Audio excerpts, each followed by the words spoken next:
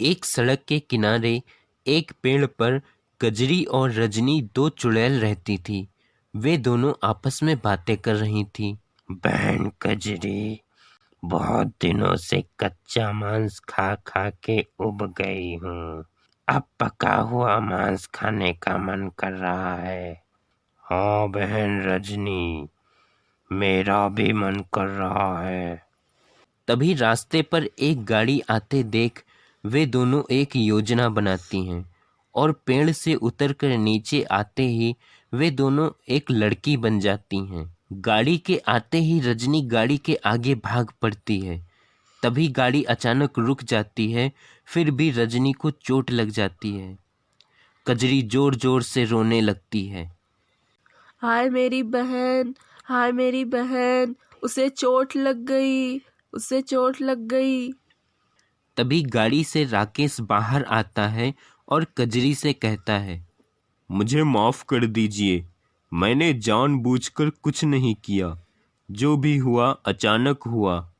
बाबूजी, अब मैं क्या करूंगी? अपनी बहन को कैसे बचाऊं?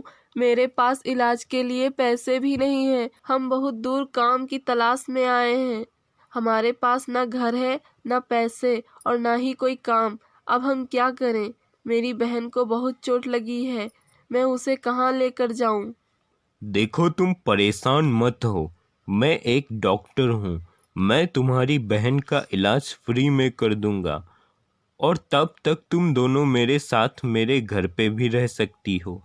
राकेश उन दोनों बहनों को अपने घर ले आता है। राकेश के घर में राकेश की माँ और उसकी पत्नी रीमा रहती है। माँ, रीमा, ये कजरी और रजनी है। रजनी मेरी गाड़ी से अचानक लड़ गई, उसे चोट लग गई तो मैं उन्हें घर ले आया। अच्छा किया आपने। आओ रजनी, मैं तुम्हें दवा देती हूँ। बेटा, तू इन्हें घर ले आया। इनके घर वाले तो परेशान होंगे, उन्हें खबर तो कर देता। माँ, इनका कोई नहीं है और ना ही इनके पास घर है। ये दोनों काम की तलाश में थीं। मैंने सोचा हमारे घर रहेंगी तो घर का काम करेंगी और तुम दोनों की सेवा भी करेंगी, तभी मैं इन्हें यहाँ ले आया। ठीक है बेटा, जैसा तुझे ठीक लगे। कजरी और रजनी दोनों घर का सारा काम करती और खाना बनाती, और जब वे बाजार से सब्जी लेने जाती तो चुपके से अपने लिए कच्चा मांस लेकर आती और सबको खाना खिलाने के बाद अपने लिए मांस पका के खाती और बर्तन साफ करके सो जाती। एक रात रीमा की सास को प्यास लगती है।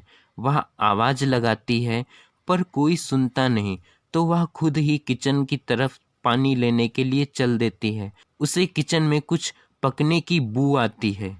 वह किचन में जाती है और देखती है किचन में दो चुड़ैल मांस पका के खा रही हैं।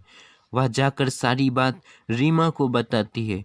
रीमा को पहले सास की बातों पर यकीन नहीं होता। क्या कह रही हो माँ? आपने कोई सपना तो नहीं देखा? नहीं रीमा, मैं सच कह रही हूँ। मेरी बात का विश्वास करो। कजरी और रजनी दोनों चुड़ैल हैं। मैंने उन्हें किचन में मांस पकाकर खाते हुए देखा है।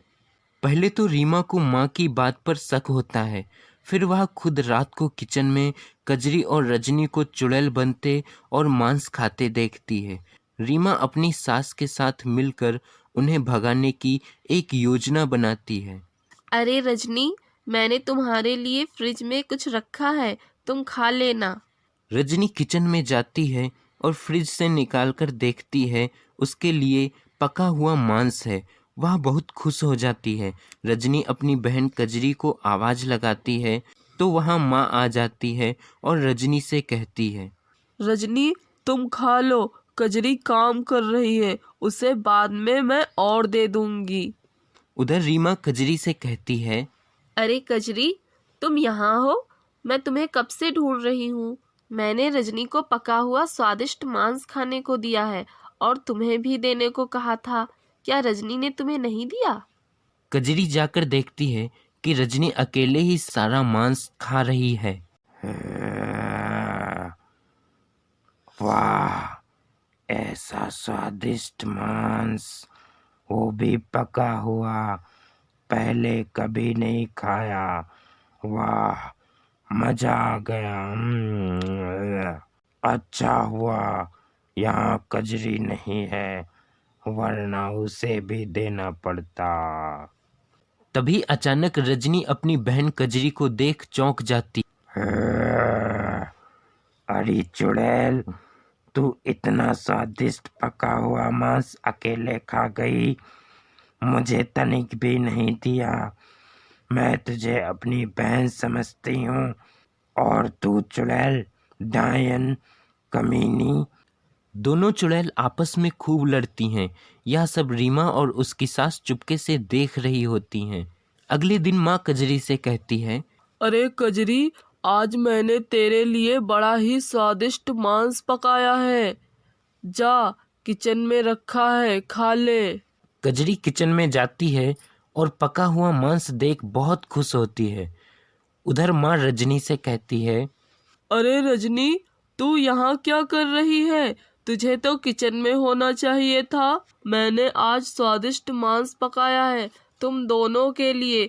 कजरी तो किचन में खा रही है। मैंने तो उससे कहा भी था तुझे देने के लिए, क्या उसने तुझे दिया नहीं? माँ की बात सुन रजनी किचन में जाती है और देखती है कजरी अकेले अकेले मांस खा रही है और वे दोनों आपस में लड़ने लगती हैं। अच्छा, तो तू मुझसे बदला ले रही है, अकेले अकेले पका हुआ मांस खा रही है। हाँ, तूने मुझे नहीं दिया था, मैं भी नहीं दूंगी। कैसे नहीं देगी? ये मेरे लिए भी है, मुझे दे। नहीं, ये मेरे लिए है, मैं नहीं दूंगी। इतना स्वादिष्ट पका हुआ मांस सिर्फ मैं अकेले खाऊंगी। नहीं, मुझे भी दे। मैं तुझे मार डालूंगी, और मैं तुझे मार डालूंगी। दोनों लड़ते लड़ते गुस्से में अपने अपने असली रूप में आ जाती हैं। तभी रीमा घर के मंदिर से गंगा जल लाती है और दोनों पर डाल देती है और दोनों चुड़ैल चिल्लाते हुए भस्म हो जाती हैं।